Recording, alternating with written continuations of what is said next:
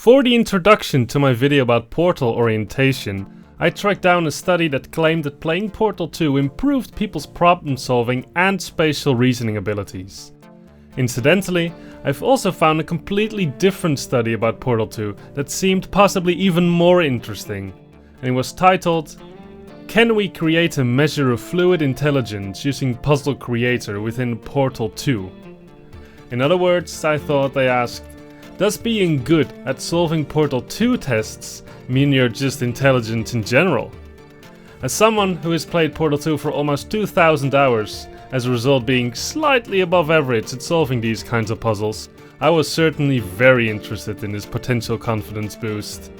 And spoiler alert, according to the researchers, the answer is yes. They claim to have designed a 15-test series of Portal 2 puzzles that correlates strongly and significantly with known effective intelligence tests. Both Cave Johnson and GLaDOS always claimed that you solving puzzles with a portal gun is all in the pursuit of science. Though it's not always very clear exactly what is being tested and if the test is really very suited for this purpose. Well, these 15 tests the researchers created were used for real science, and the best part is I found them.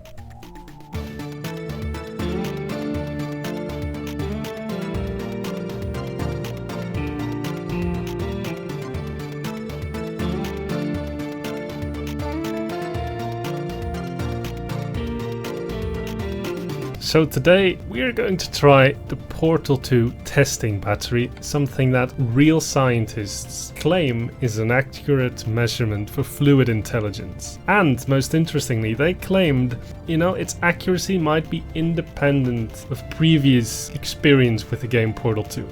I've played this game a little bit, but I'm curious to see how I stack up against the series. Now the rules are that you have 5 minutes to complete each chamber, which is not a lot. I don't know how difficult this is going to be. I have been told that most participants in the study were able to get through the first at least 7 chambers okay. The authors also said that they put a lot of thought and effort into each chamber, saying that they would introduce one new idea in like 11 out of 15 chambers, putting a lot of thought and care into designing these tests. I'm expecting some pretty neat little tests. I'm quite curious to see how they do it. They say they won't rely on any quick portaling. It's all complete logic and thinking. So yeah, I'm very curious, very curious to see how this is going to go. So I'm going to start my timer. I'll put one on screen also. And let's look at this 15 chamber set, the Portal Test Battery 01, and whoa, my game is lagging. What's happening? Oh my god. Okay, we have abundant space here. Well, as for design points, I would say it's not particularly cramped, so I appreciate that, but yeah, I think this could have been slightly more concise. But yeah, I think I made it within the 5-minute time window to put the cube onto the button and find the stairs. Even though the lighting was a bit dark, I still managed to locate the exit. So I think, yeah, I think that should conclude the first room. Very interesting. The study tested both veteran video game players and non-video game players, thus including people who've never touched Portal or Portal 2 at any moment in their lives. These people would have given some time to familiarize themselves with the mechanics and main ideas of the game to keep things as fair as possible. The researchers would ask their test subjects, all university students, to complete the test battery to the best of their abilities, before asking them to complete a so-called RAPM test or BOMAT test, which consists of these annoying, vague pattern completing problems that allegedly provide a reliable measure for fluid intelligence. And in the end, the researchers concluded that people's performance on the test battery was strongly and significantly correlated to the results on these intelligence tests. Now let's look at how the battery continues. Alright, time for test number 2. Very curious to see what this is going to introduce. We get only a cube, it says, but now we also get portals. Now we get a cube, but I think, yeah, there isn't much to... it's a nice little red herring there, not a particularly recommendable design choice. You know, you have this cube completely unused. I guess this is probably just trying to throw players for a loop, like, whoa my, what would I have to do with the cube? I'm sure that things will become more complicated very, very soon. This time we get still only a cube, which is fascinating, but now there's notably more stuff, so I suppose I grab the cube by shooting 2 portals, and then I will put the cube onto the button to raise the stairs. Yeah, well, not much to say about this one. Let's move on to chamber number 4. I think so far I'm doing quite good. I'm feeling quite confident about myself.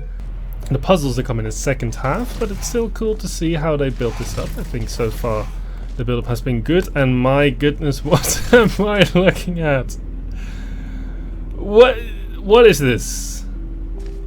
What? This is an attack on my eyes, first of all. Lighting is still a bit subpar, I would say, but the puzzle is, well, I'll forgive them for this one. Maybe they just wanted to have a little bit of fun with the laser fields, you know, appreciate their... I was also informed that most players were able to solve a puzzle, like the whole battery, in less than 45 minutes. So let's see how we stack up. Here we have an impressive array of buttons. Okay, so now we're getting into a bit more logic. To use one cube to get the other, and now I'll... Very well, that is cube number 3, and now I can just toss all these bad boys. They maybe they didn't realize that they could move around the observation room, because it seems very really close to the default position.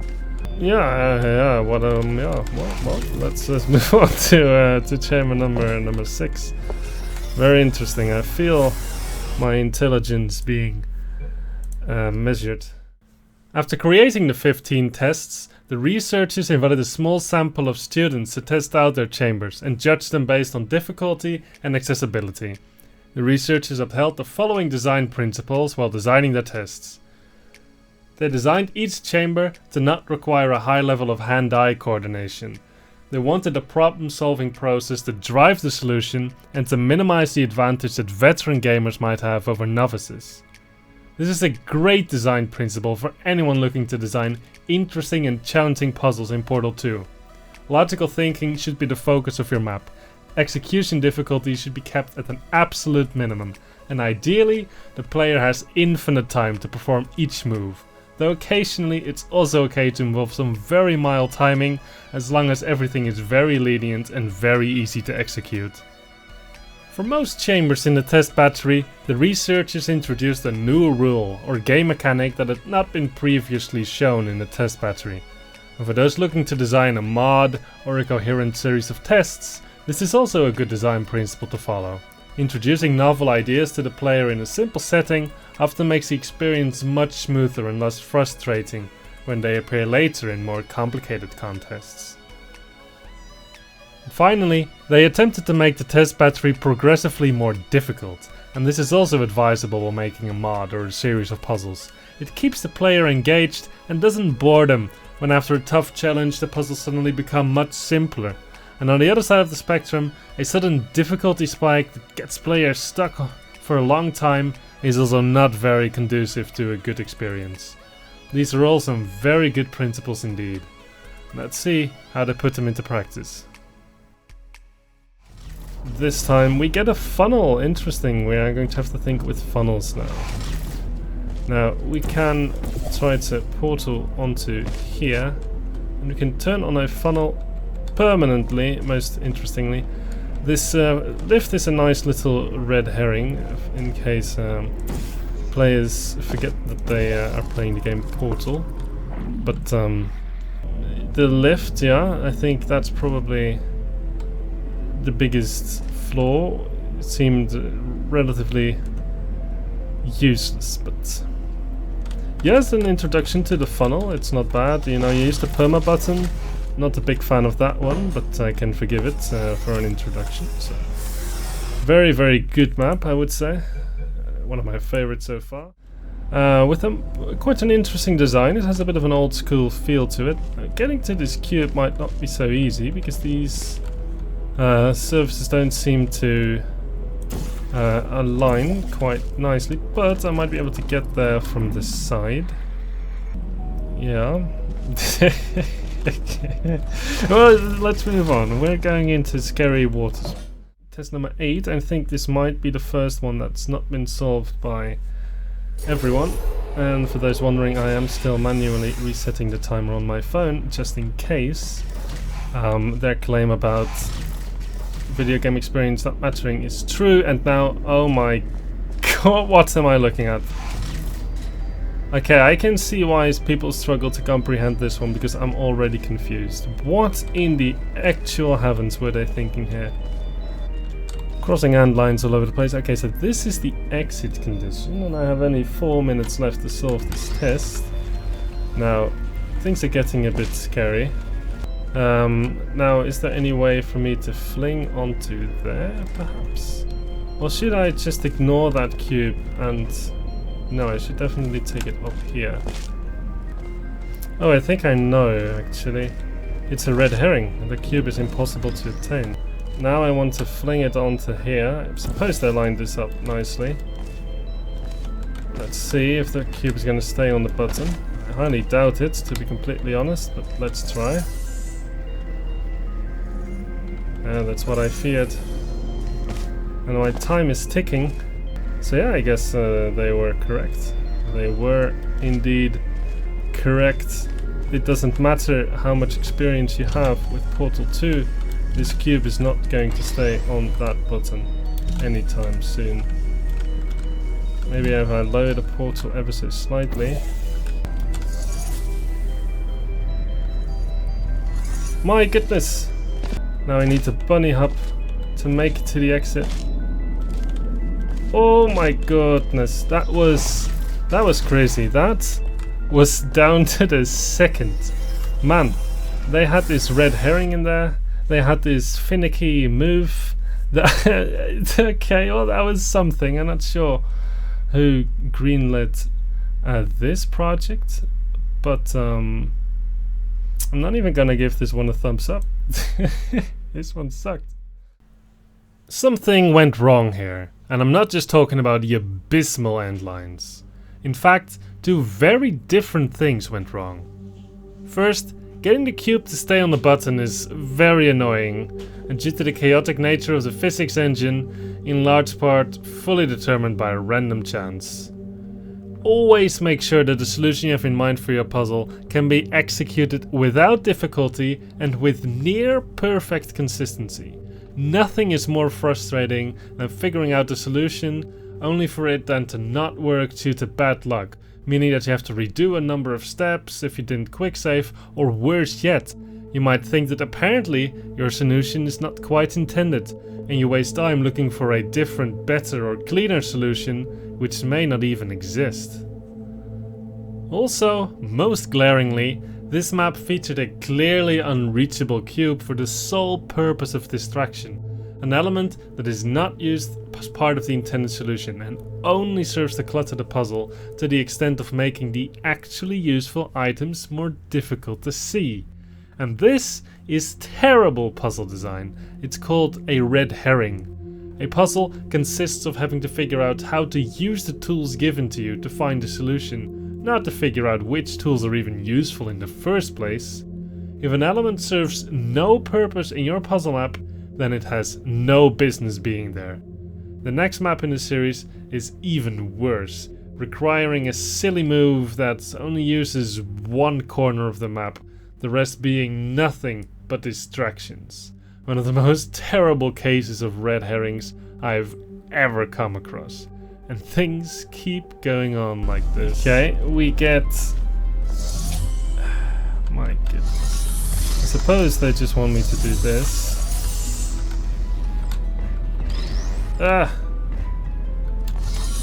Okay. This is wait, what? Perhaps that's not what I wanted me to do, because this is already the exit. What else is there in this room actually? There's this beautiful bridge. And then there is... yes, 2 unreachable cubes. Man, the amount of red herrings here are insane. That's crazy. This is their test? That sucks. Oh my god. No! Why? We have a cube, a funnel, and goo here. God, look at this beauty. Absolutely gorgeous. I suppose I have to move the cube. And we should be done, but man, this is a very, very wide gap for no reason at all. We have only a cube. And we get here this huge drop. This nice little high. I appreciate that. Indicative of some good science right there. So yeah, I think this is another red herring because it doesn't give me anything. Because I feel like what they want me to do is something like this.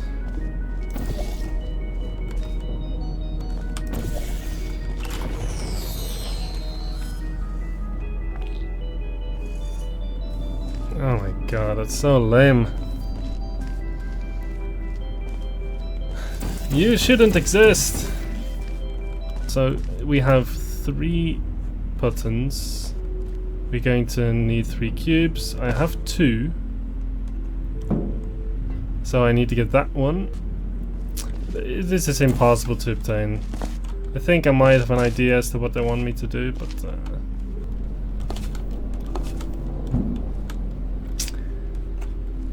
yeah, I think this is probably it, isn't it? That's so bad. No. Why? I can't. I've just lost all hope for science. Oh god, I think I see. So, like, what do? I can't reach nothing. Well, let me tell you what you do. It's all a red herring.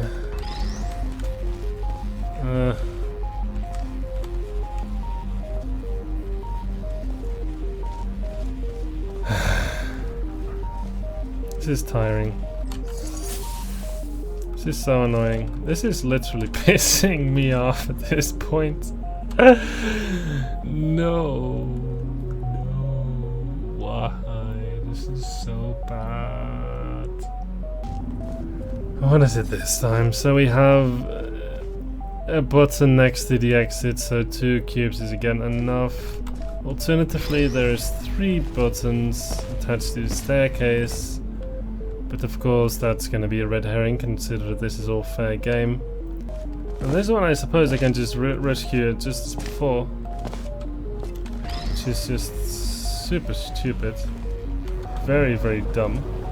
And now we're done, right? Because we can cube climb again.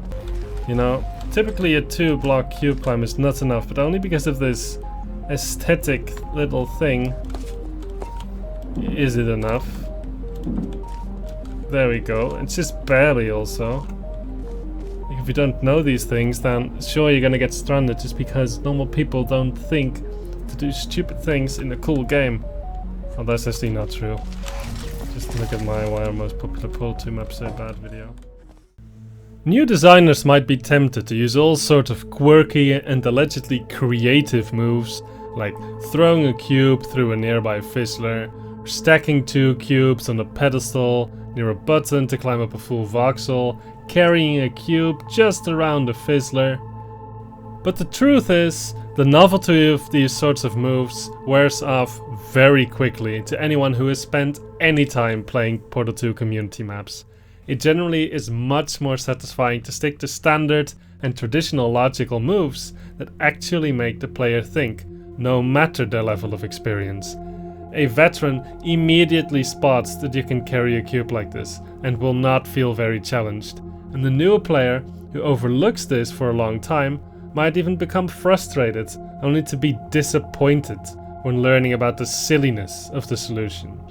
So conventional logic is almost always much more interesting than quirky moves. They've just all been done before. Sorry. And the final one. This is, you know, the pinnacle. All of the things we have learned and all the brain cells we have lost come together here in this cube and light bridge puzzle, which does look kind of intense. It doesn't strike me as enough speed.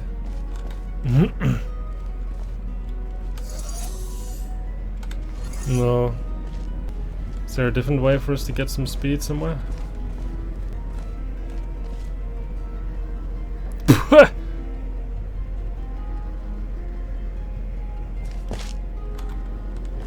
I was just gonna say, like, why is there no grating here? That's like... That is the #1 biggest trapping situation I have ever seen in any Portal 2 map. Like, for real. That's also one of the lamest things I've ever seen in my entire life. If I may add. Okay, well, does this work? Of course it doesn't. Well, I guess we like that. Now, I need to get there myself, which is fine. Just jump.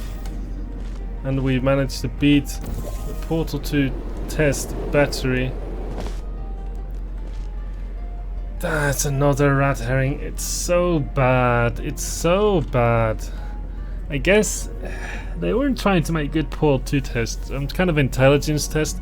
But this is like... This is not the way, I think. Even though their results are like, yeah, it's correlated. This is just a red herring galore. It's absolutely ridiculous. I personally don't think intelligence is a measure of spotting red herrings. This final chamber highlights 2 more common design mistakes. The first one being that a player can get permanently trapped at the bottom of these pits. Canonically, it is a human, Shell, solving all the single player puzzles in the Portal series. Therefore, the chamber should not be designed in such a way that a player would be forced to restart the puzzle, because realistically, Shell can't do this. Always avoid such trapping situations in your puzzles, and provide escape routes where necessary.